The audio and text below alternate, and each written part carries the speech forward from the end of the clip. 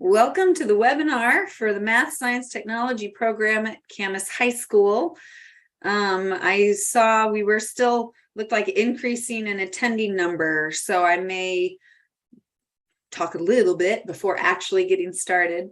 Give people a couple minutes to get in. I'll be leading the webinar, co-hosted with Mr. Sam Green, who you'll see pretty shortly once we do introductions. We also have some students here who I'll introduce for the student voice, so you'll get to hear their perspective as well. And numbers still climbing. I want to make sure people hear most of it. So just another 20 seconds.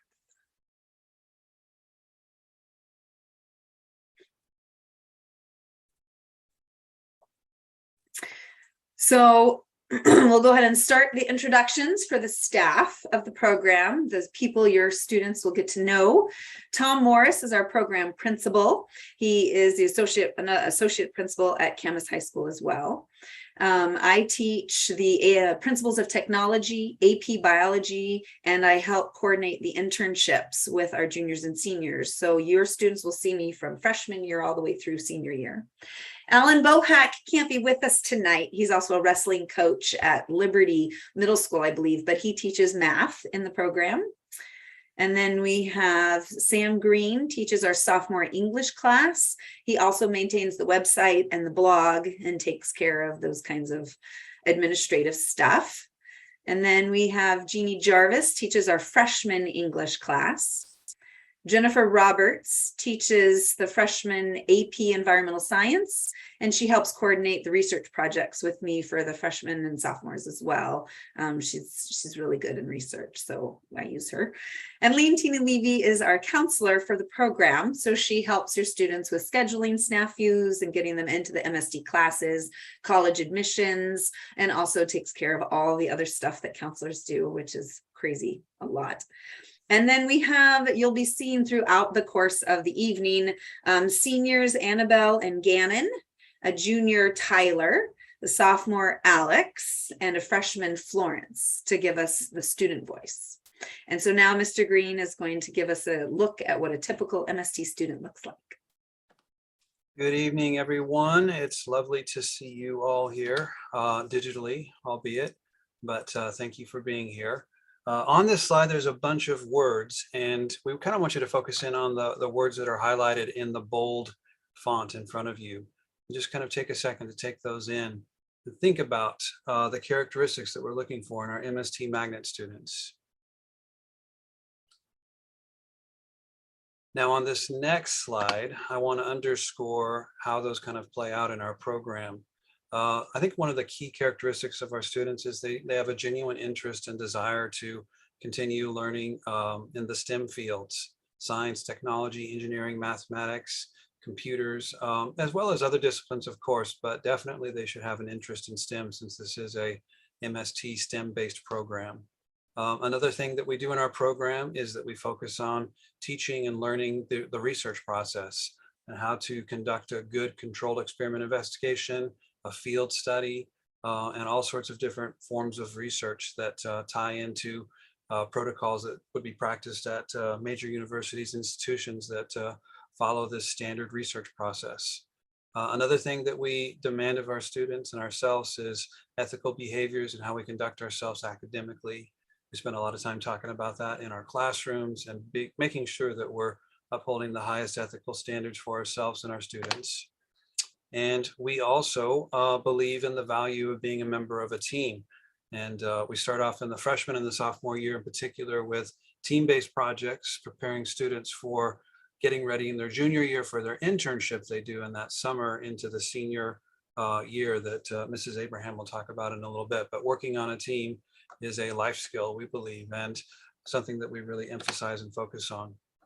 In general, we're looking to just refine academic skills. Some of them are the soft skills that you've heard about, the ability to stand up and speak fluently and coherently about the work that you're doing, and just to be able to stand and deliver and answer and ask questions about people's research. And so that's some of the other stuff that we'll be looking at.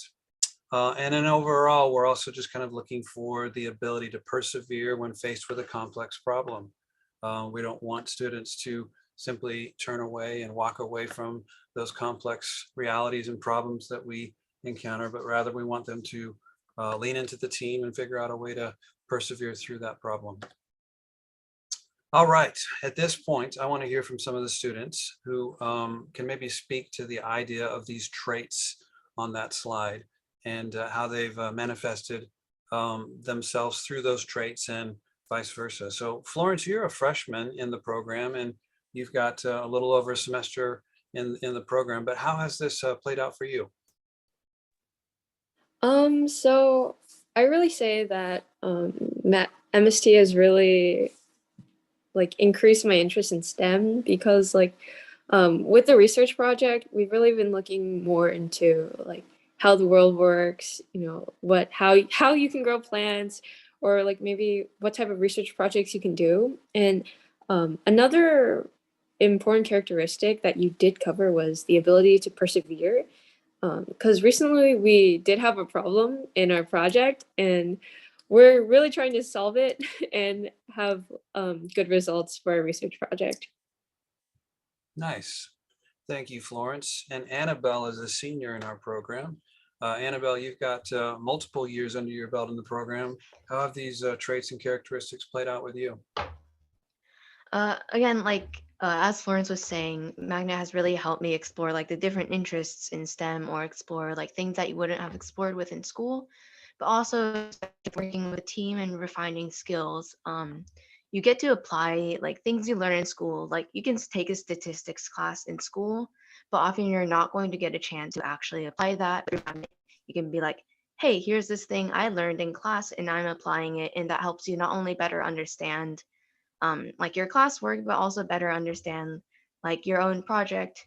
And then working in a team, I mean, you're working usually in a partner or in a group of three, but also being able to like look at groups around you and understand, hey, they're doing this thing and we're doing something that's like slightly different, but it's like we're all learning from each other. And yeah. Nice. Thank you both for that. And moving on and getting to the heart of this question about what does the typical MST student look like? It's kind of a trick question. There is no single right answer to this question.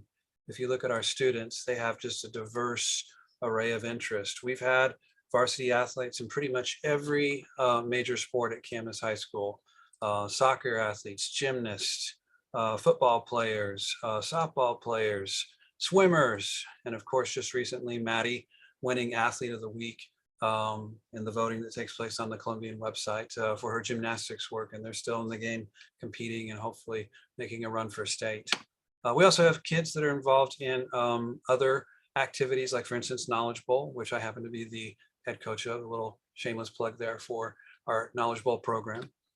We have kids who are involved in the band, and this would include the marching band, concert band, jazz band, you name it. We've got drama students in our midst. We've got robotics folks working on Team 2471.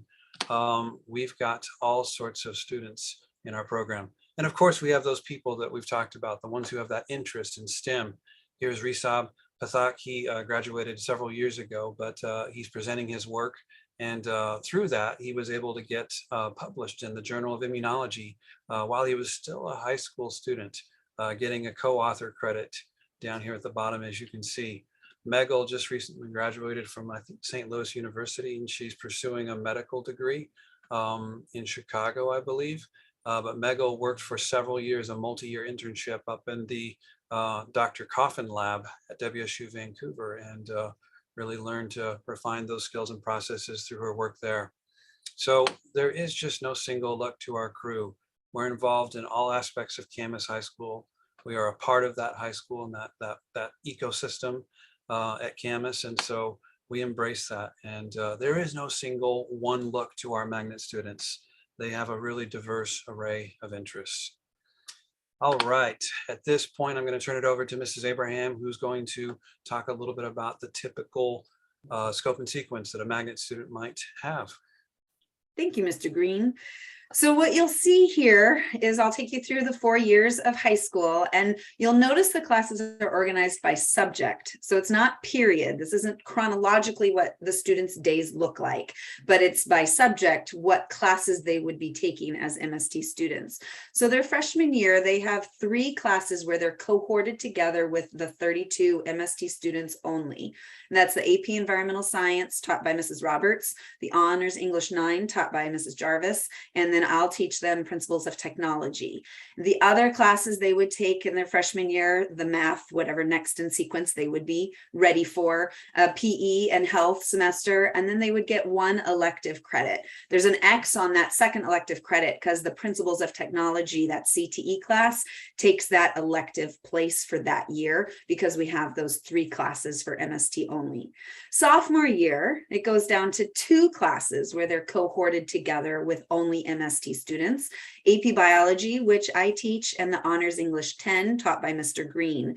In the other 4 classes that they would have during the day, their math, their history, their 2 electives, they would be with the general population of Camas High School. And that MST Research 10 is a kind of an independent class. It's one that I give the students grades in. We cover the research project their sophomore year as part of that class, but it doesn't take up a period during the day. I don't see them every day because I see them in biology, so I don't need to see them a second period during the day. But they get credit for their research project through that class.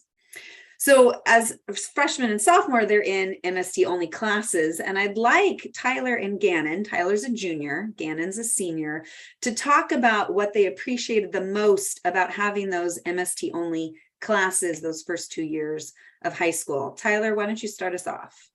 Yeah, well, so I think one of the most important things that you kind of skipped over is that the POT class of Principles of Technology is the only MST only class that's available. As any other high school student, you can take AP Environmental Science, all the Honors English, you can take AP Bio. So they're available whether you're in Magnet or not. But I think most people interested in Magnet, the difficulty level of the classes, it's not overwhelming. It's very manageable, despite what many people will say. Most of the people here go on to take the classes anyways, whether you're in Magnet or not, so it doesn't matter. But the best part for me, hands down, was the people in the classes. Is such an easy transition going from middle school to high school when you have a group of, like a cohort is how it's often described, but just a gaggle of students to go through your high school journey with that are always super friendly and super awesome.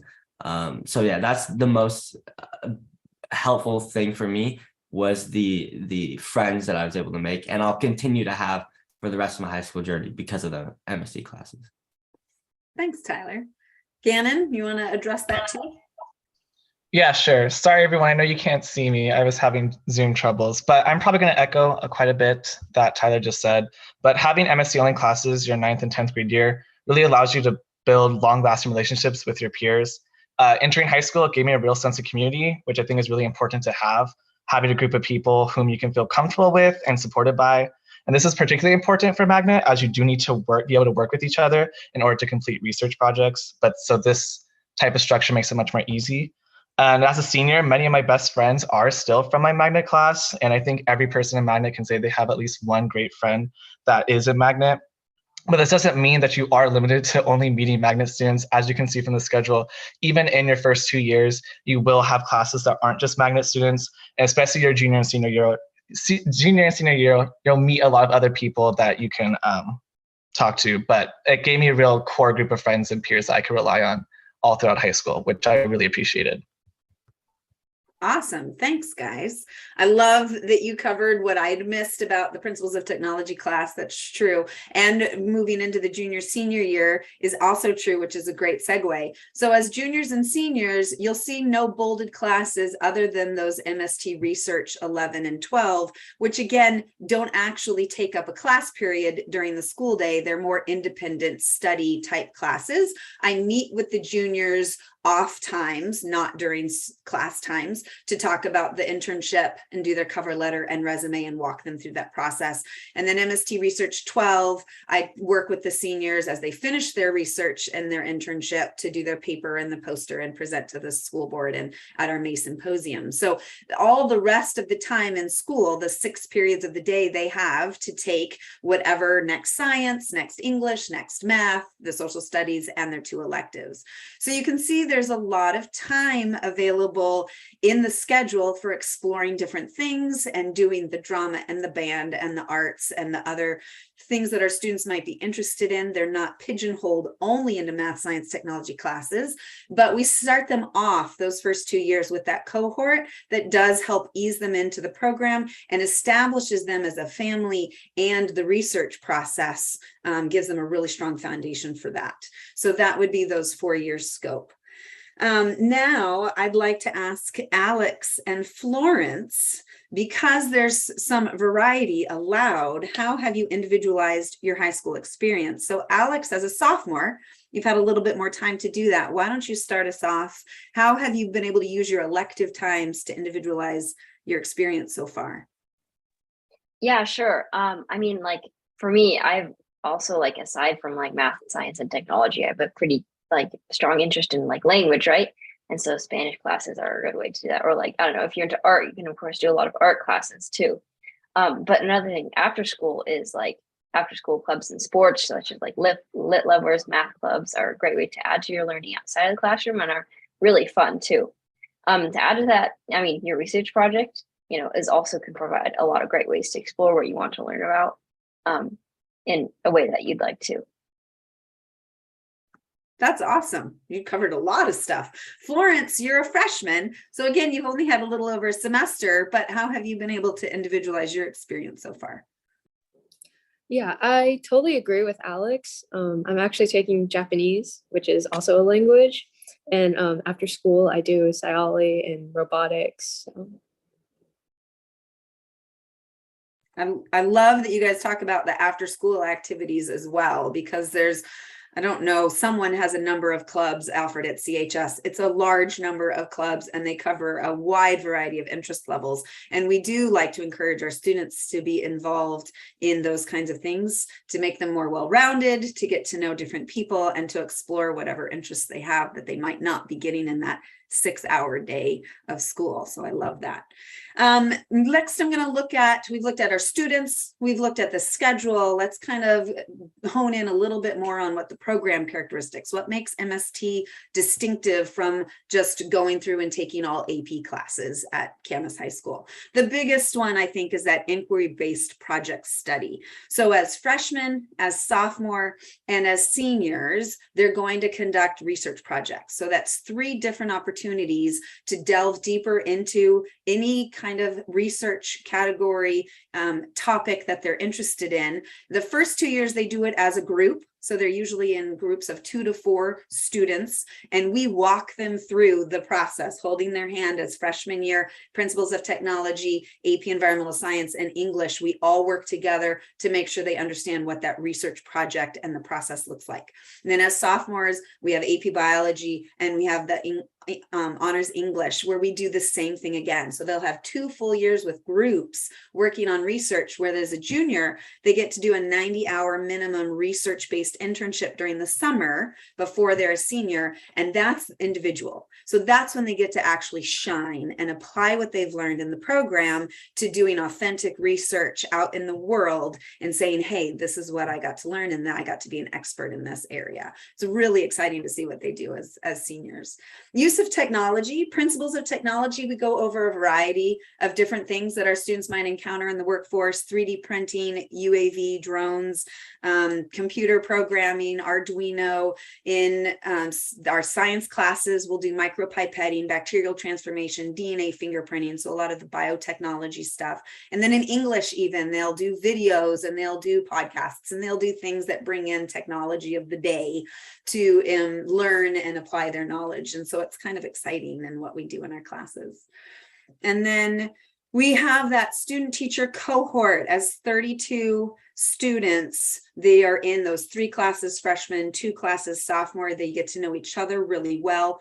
One of the main points of the Principles of Technology class is to establish them as that cohort. We become a family. The teachers, we meet weekly as staff to talk about our students, our classes, how are things going. We care about them. We want to know what's going on in their lives. They fill out a questionnaire every 9 weeks. How are you doing in all areas of your life, and how can we help you? And so that family style, this small 120 students with 6 teachers among a large school of 1,800 is pretty distinct for our program. And then we have cross-grade collaboration. As our juniors and seniors have gone through the research process, they're great in aquaponics and they're great in social research and designing surveys. And so we ask them to help our freshmen and sophomores in projects that are similar, to help give their expertise, help them solve problems maybe before they even come upon them. And we have a lot of social events where our seniors and juniors and sophomores and freshmen can hang out together. And so we do a lot with that cross-grade collaboration. We do all-nighters. We do a trip to Ashland every other year to the Shakespeare Festival. We're going to Wauriki next month for an overnight. We do breakfasts and lunches where we have our students come together just to hang out. We really want them to know that the MST program is not just academic, and it's not just get into a good college. We care about you as a person. And so we want to be around you and hang with you and find out what makes you tick. And so all of that is what makes MST really unique and distinctive at Camas High School. So with talking about research, I'd like to find out from Annabelle, our senior, what has been the most valuable about your research experience? Because you've had 3 years now of different research experiences. What did you find most valuable? All my research experiences were like wildly different, not wildly different, but wildly unique, I should say. Like freshman year, I did a project which was like investigating how we could use bacteria to create sustainable dyes. And then for my internship this past summer, I was working at Hewlett Packard in the mechanical engineering group, which these are 2 wildly different things, but I think these research projects allowed me to explore obviously many different aspects and parts of STEM, but also this internship experience allowed me to experience like how it is to work with people who are actually in the workforce, learn what they do. And actually a lot of my experience from our magnet classes are just POT, where we went through how to use spreadsheets and stuff, how to do some CADing.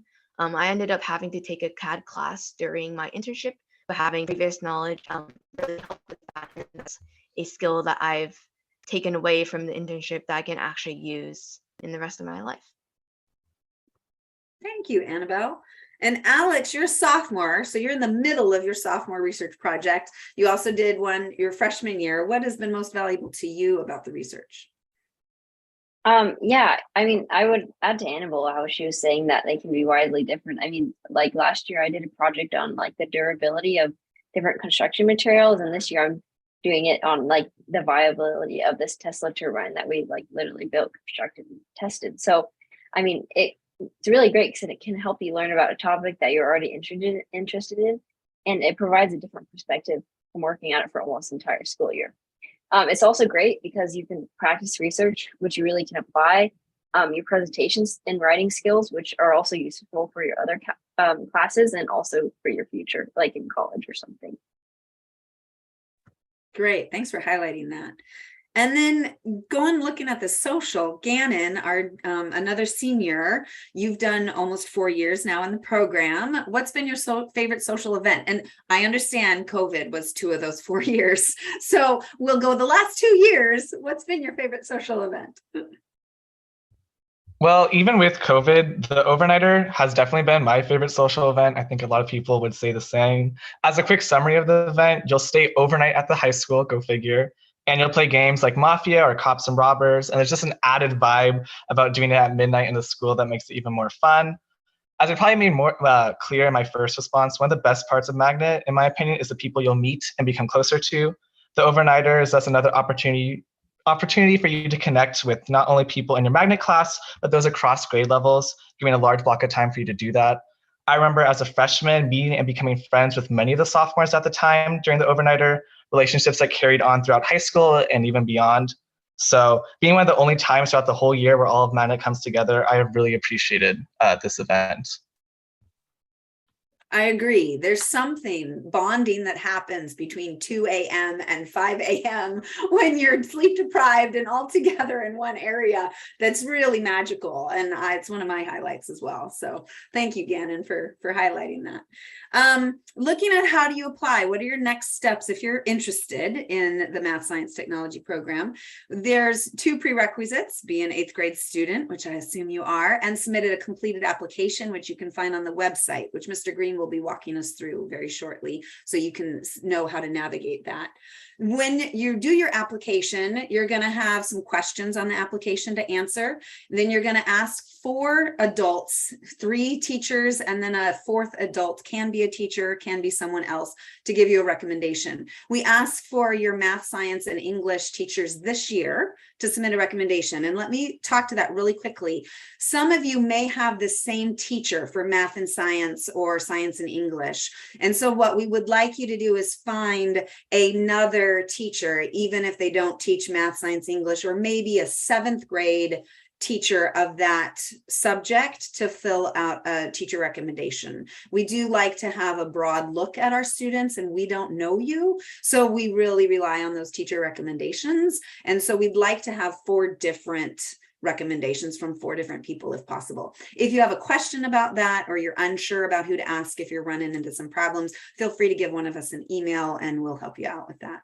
There's an entrance exam, which we'll look at the date for on the next slide, and an on-demand writing prompt. So you'll take a math, English, and then a writing essay for the exam. And those are the 3 things that we look at for our applicants. And so we'll look at the timeline. We have tonight, informational meeting, you made it, yay. Next Friday, March 3rd, applications are due. And then that Tuesday, we'll go through the website soon, I promise. That Tuesday, March 7th, is when you're going to come to the high school at 4 p.m. and you're going to take your test from 4 to about 7:30. And you're going to do all 3 parts, the math, the English, and the writing that afternoon. If for some reason you're sick or you can't make it, we can do a makeup exam on March 8th. That's by appointment only though. So you'll want to make sure that you're emailing Mr. Morris on the 7th if you're unable to make that date, so we can schedule a time for you to come in on the 8th. Okay. And then on the 29th, I believe it's the Wednesday before spring break, we will send out emails letting you know whether you got in or not to the program. And so in the meantime, if you're forecasting at your middle schools, you'll need to forecast as if you were a non-MST student. So go ahead and pick the science, the English, the math, whatever classes you would want to take if you don't get into the MST program. And then when you are accepted, Mrs. Levy will adjust your schedule and put you into those 3 MST classes here as a freshman. And so you don't have to worry about your schedule that way. Yeah, can I interrupt just a couple of things? Absolutely. Yeah, because you guys probably won't, you will know whether you're in or not prior to forecasting. So still, you will just forecast for classes as if you're not in.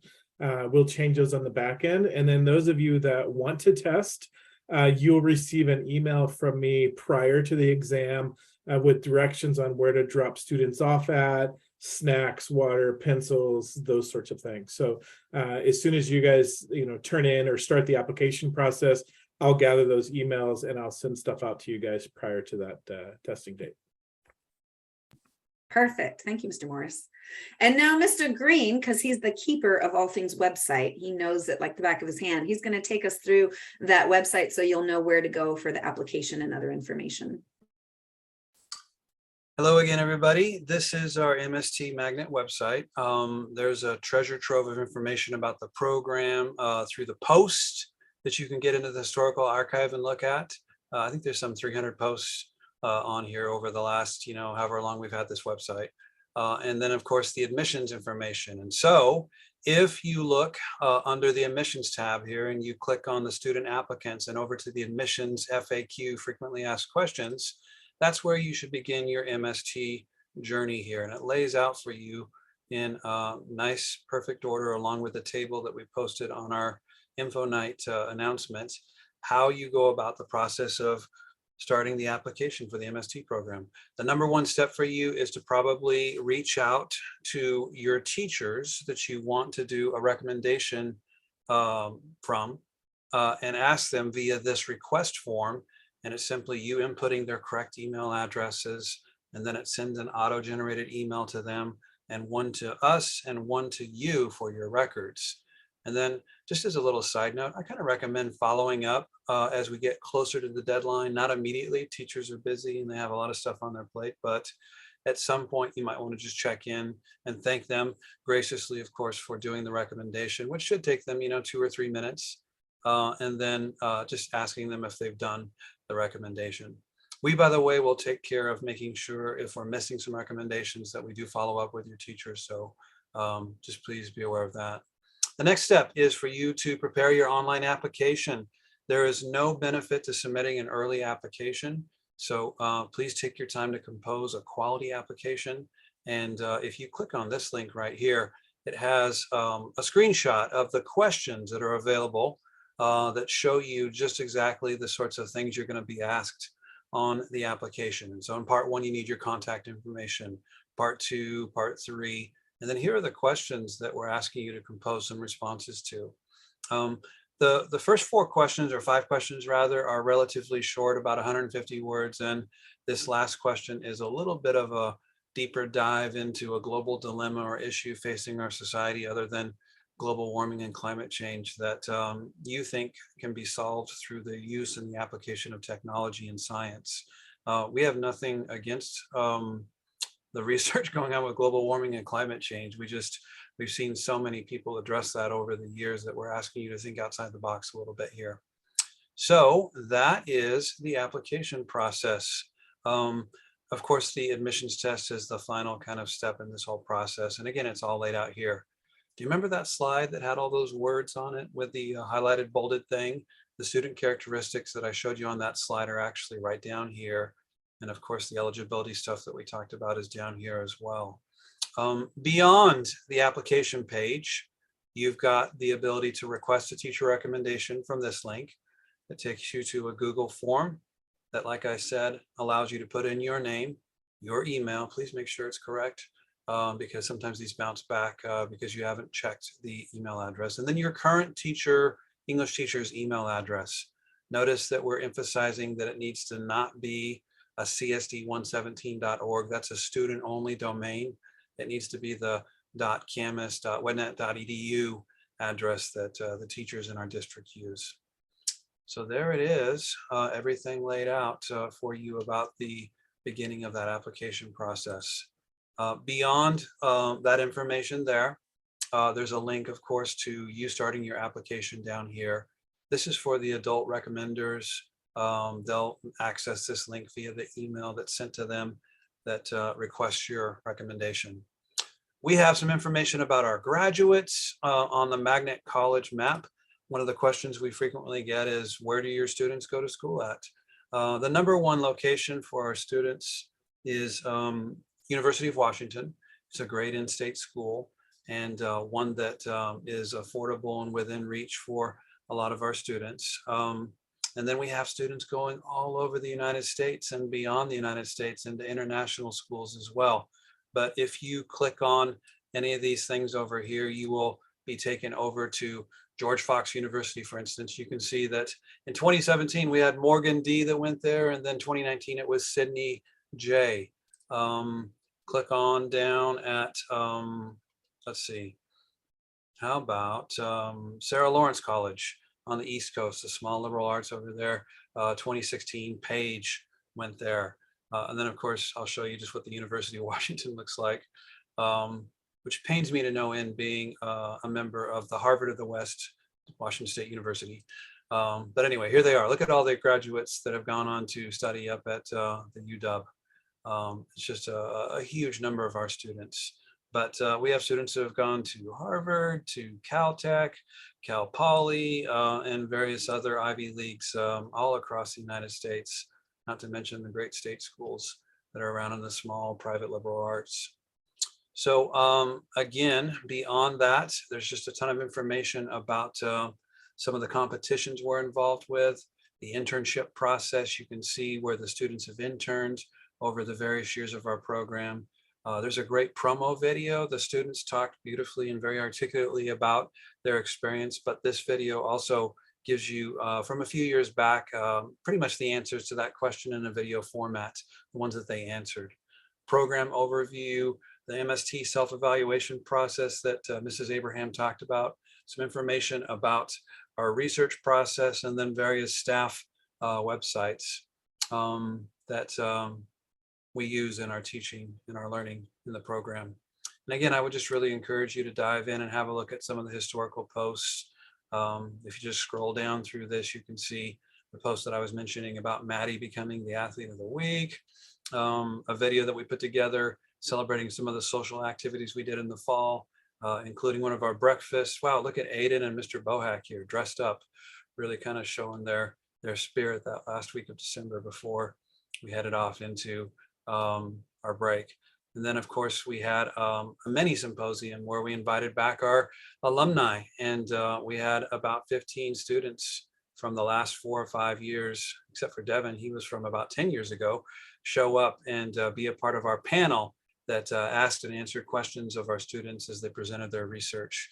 And this video is pretty instructive about the wisdom that they have to share post high school that our students, and of course we are always very interested in. So that, I think, is enough about the website. Mrs. Abraham, what else do we need to talk about? That was great. I was going to ask you to highlight that video, the promo video, because a parent had told me they'd watched it and thought it was really quality stuff. So I'm glad you did that. Really, we just have one more question to ask one of our students. Tyler, what would you say to these 8th graders in this webinar if they're on the fence about applying to the MST program? Excuse me. Yeah, I would just say I really can't recommend this program enough. I mean, it eases the transition to high school so much for anybody, no matter how confident you might be. It doesn't restrict you socially. Everyone still has friends outside of Magnet through social clubs, sports, whatever it might be. After writing 2 research papers and I'm about to start an internship, I can tell you the workload, people might tell you it's a lot. It's not that bad. We like to complain because we're human. It's not that bad. I mean, talk about baby steps. The teachers really do walk you through it step by step. It's so awesome. Everyone is so kind and so funny. But for those of you who don't know about Magnet, or for those of you who might not make it into Magnet, I would just say it's not that big of a deal. At the end of the day, it's not that big of a deal. You can still take most of the classes without Magnet. You can do your own internships. It might be harder. You don't have the same resources, but you can do your own internships. And of course, there's still so many friends you can make outside of the MSc program. So it's just not that big of a deal. But again, it's shaped my high school experience so positively that, of course, I'm going to recommend it. I think it's one of the best things I've participated in CHS. So I highly recommend it. I love that balanced view, Tyler. It's not the end all be all, but it is pretty darn great. So I really appreciate you saying that. And we didn't pay our students anything. They're here of their own accord, volunteering their time. I really appreciate you guys being here and helping us out. We have some time, and I know there may be some questions that you didn't get answered in the Q&A during the time, questions that may just come up. So we are here to answer whatever questions you have that we might not have answered for you in the last 10 minutes that we have.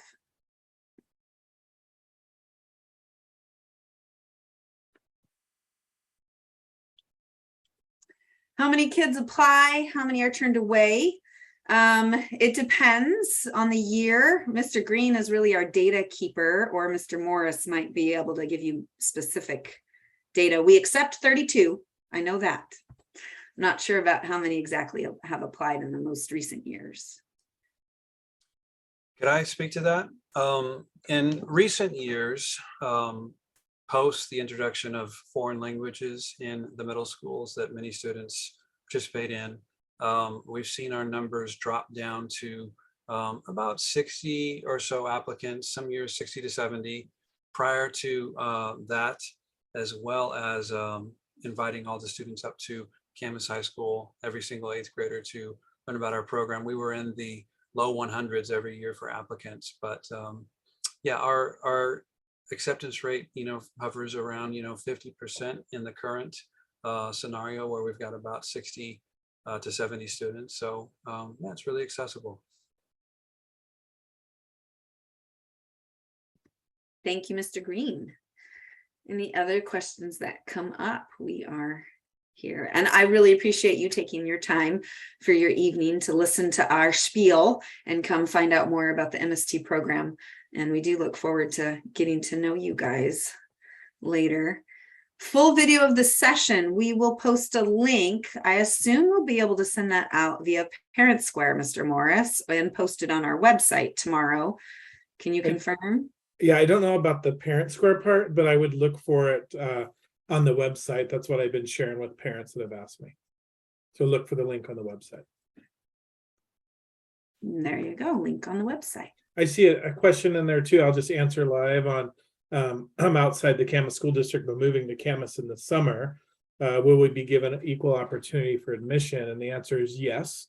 We just ask that we really have to work with families and see, when you're coming in and stuff, because we fill the program from within Camas residents. So if you're coming in the district, usually we can work things out and make sure that you're in if you're one of the students that get in.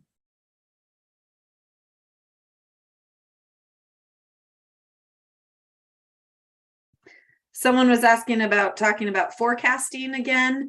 I assume forecasting for classes. You'll know whether you've been accepted to the program or not before you forecast at your middle school, but you won't be able to forecast for like the principles of technology class. So you'll forecast as a regular freshman at Camas High School as if you weren't part of the program. And Mrs. Levy knows our 32 students, and she goes in and makes sure that every one of them is in the principles of technology class and in the right period for AP Environmental Science and the right period for English. So she makes sure. I don't believe in the many years I've been doing this, I've ever had an MST student not be in the right classes. So she does a great job at making sure that's all taken care of. Mr. Green, you want to take that one on the format of the application? Do you see that question? I'm looking for the question. Says, is there a certain format we should submit our application in?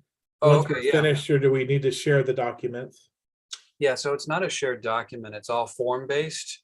And so all of those links are on our MST Magnet website, and you'll type your responses into a Google form.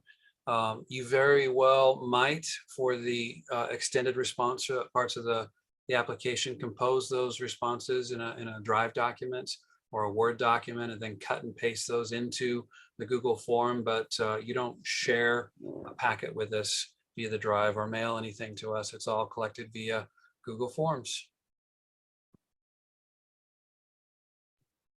Mr. Morris, you see the question about the exam? How many questions Yes. and what areas will it cover? I meant to look at that today before I came in. So I can't remember the exact number of questions. I want to say in the English, which is like some reading, writing, a little vocab type stuff. I want to say there was around 60, 65 questions in there. I think math is around 50 to 55 questions. And then we do an on-demand writing prompt where there's a question that students have to write to. Each of the sections last about an hour, between 60 and 70 minutes.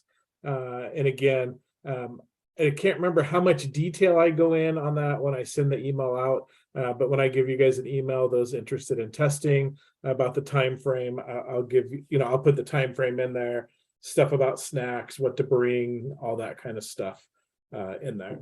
But there's math section, an English section, and then a writing section, and they're all about an hour apiece. Great, thanks.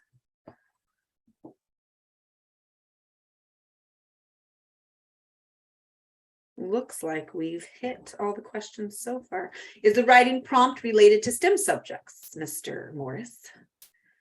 I believe so, Mr. Green. I looked at this year's question and I can't remember what it was. But yeah, they're all usually science-based questions. sometimes they get a little bit creative in how they have to respond to those science-based questions or prompts are creative. Right. But we're just looking for your ability to communicate your ideas and organize your thoughts and, demonstrate an on-demand response to a prompt. Right. I would say there isn't one specific science concept or thing you would need to know or be prepared for, but to be able to communicate your thoughts and creatively think solutions to problems and, stuff. Yeah. And it's that organizing your thoughts and all those kind of things too. Grade level is the difficulty of the test sections. I assume more math focused. Oh, Leontina looks like she answered that. Writing has been on paper. And someone lives 6 hours away. How will they test, Mr. Morris? You can contact myself and Miss Leby about that, and we can try to work something out. Usually we need to find a proctor in your school. And once we get that proctor down, we have you help locate a proctor, and then we work on how we give the tests and stuff. So the best thing to do is contact Miss Leby and myself. Probably Miss Leby more, because I say myself, but in reality, Miss Leby usually handles it. So I don't know why I'm kidding myself on that one. Just email Miss Leby, leave me out of it.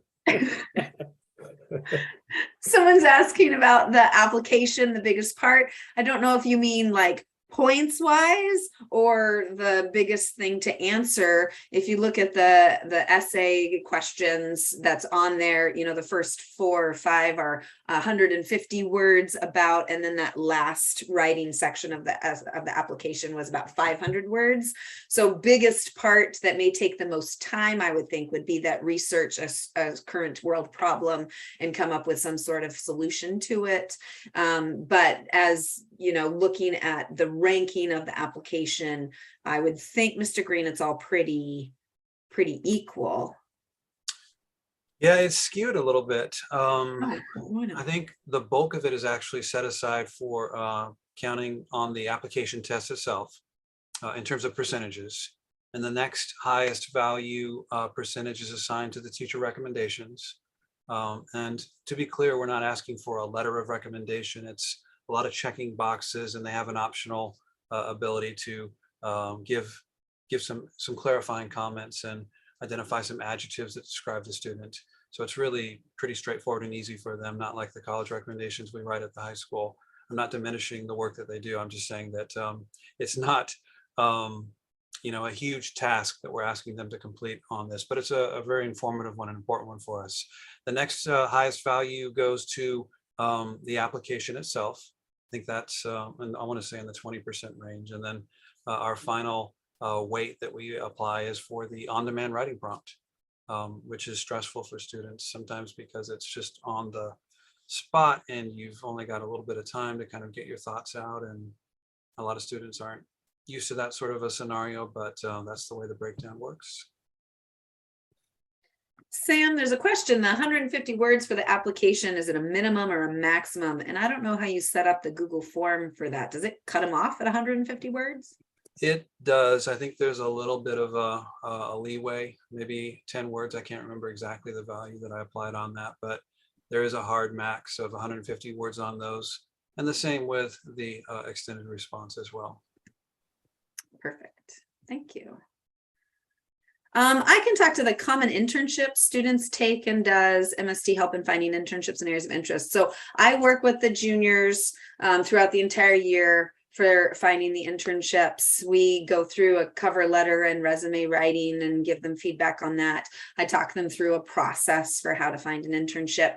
And we do ask the students to find the internships as much as possible. I'll say I don't have any internships ready to hand to students. I have contacts that have had our students in the past for internships, and I have Actually, I don't anymore because certain companies aren't taking internships that we used to count on. So I have contacts from past internship companies and people that know our students, but I don't have any guaranteed internship slots for our students. So it is preferably they find their own via either word of mouth or even just cold emailing, looking up companies or people they'd be interested in working with.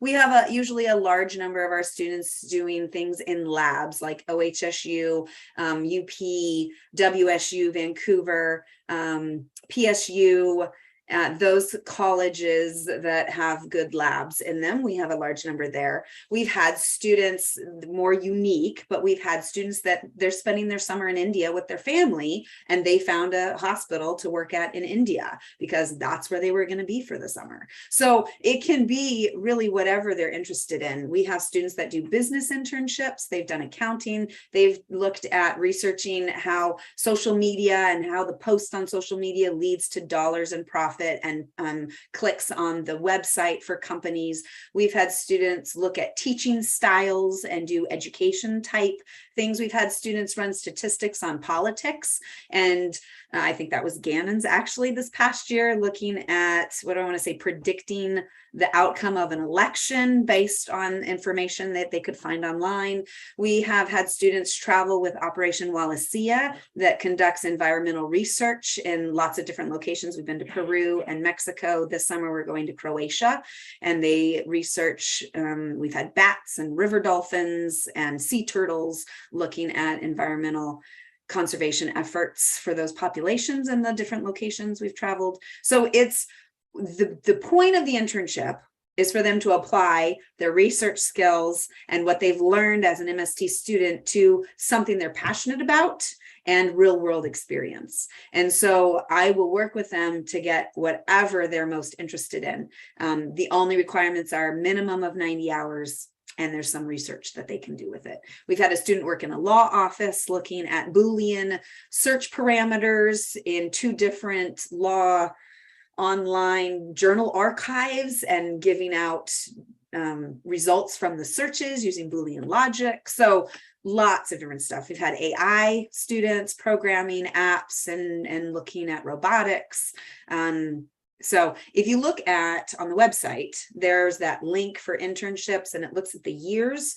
We've done pictures of all of our graduating classes, each graduating class, and in the middle of all the student pictures, we do the logos of the companies at which the students interned that summer. So that's kind of the best way to get an idea of at least where they've interned, not necessarily the projects they've interned with. So If I can hop in real quick, I know that we're trying to wrap up, so I'll be brief. But she mentioned Operation Wallacea, and although that's a great opportunity for internships, it's not necessarily only magnet, but essentially has to trust you. So it really helps to be a magnet. So that opportunity, essentially, you fly to a different country, except for during COVID, that was in Florida. But you fly to a different country. And you do various research, you help Operation Wallacea do genuine conservation research. And that's a really great option, even if you're not doing it for an internship. I did it last year for my sophomore year. So it wasn't for an internship. I just went to Mexico and I looked at turtles and I sat on a beach and it was awesome. So if you make it into magnet, or if you're interested and you want to talk to Abe about that later, I really highly suggest going on that trip. It's definitely the highlight of my sophomore year. Thank you, Tyler. I think Mrs. Levy is answering the last question so far, and I do think we're going to wrap this up. We really appreciate your time and your interest in our program, and you can always email Mrs. Levy, Mr. Morris, Mr. Green, myself with any follow-up questions. Get those applications in, get the teacher recommendations in, and then you'll get a follow-up email about the exam details that you'll need. So have a wonderful evening, everyone.